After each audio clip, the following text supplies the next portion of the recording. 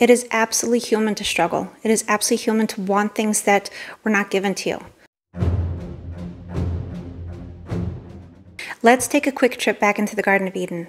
We've already spoken about how the serpent wanted to convince Eve that she and the serpent were the same. They were both animals who were governed by their instincts. The serpent tried telling her, do you really have commandments? Like, why would you have commandments? You're just an animal like we are. You're just an animal like me. Now I'd like to speak a little bit about the method that the serpent used to try to convince Eve to follow her desires.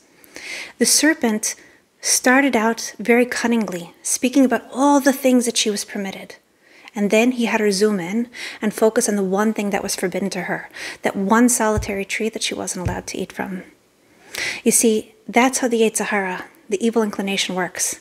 It comes along and whispers in her ear and says, yeah, you have a lot of things, but that's not what really makes you happy.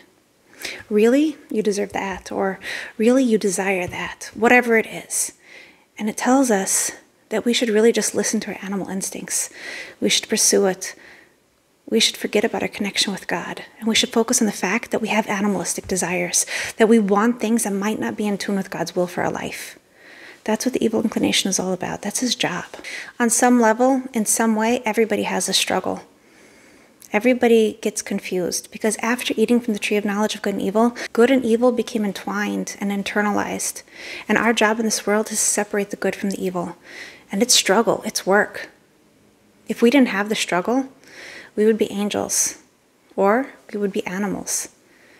But we're human beings, and there's so much beauty in the struggle. Because even if yesterday we fell, even if yesterday we were blidas, we were without our wits about us, we did things that we shouldn't have done, we thought things we shouldn't have thought, we behaved in ways that were below what we should have been, we can recalibrate, we can come back to God, we can say, you know what, that's not who I want to be. And when we wake up the next morning, we can say, who I was yesterday is not who I am today. Yesterday, I gave in. Today, I'm starting over. It's a wonderful, wonderful thing that God allows us to come back to him, welcomes us with open arms, that he gives us the ability to repent and to rise above our base instincts that can lead us astray. It is absolutely human to struggle. It is absolutely human to want things that were not given to you. It is absolutely normal to have intrusive thoughts, thoughts that come along and say, hey, that one thing that you can't have, or those many things that you can't have, all of those desires, you really should have them. Perfectly normal. But we don't want it. We don't want to be just an animal. We want to be godly. We want to be more like God himself. We want to rise above those base instincts. So I'm going to give you a practical method for doing so. When intrusive thoughts come to you, instead of struggling with them, instead of actually fighting with them, throwing yourself into the pit and wrestling, what you want to do is redirect. When a thought comes along and it takes you down paths that you shouldn't be going, put something else in its place. The best method of all is to pull out the Torah, to open up a lecture speaking about the Torah, and to learn to engage yourself with godliness. Torah Tavlin. Torah is the antidote.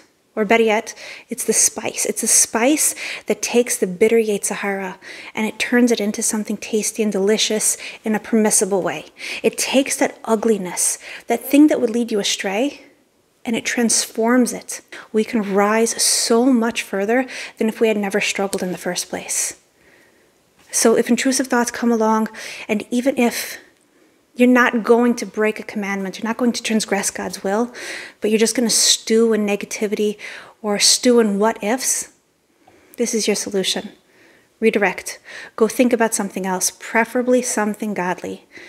And you do not have to be stuck in the animalistic instincts. You do not have to be stuck in the negativity of the Yetzer Hara. You can rise above it. While you're here, don't forget to subscribe and hit that like button. And let's keep learning.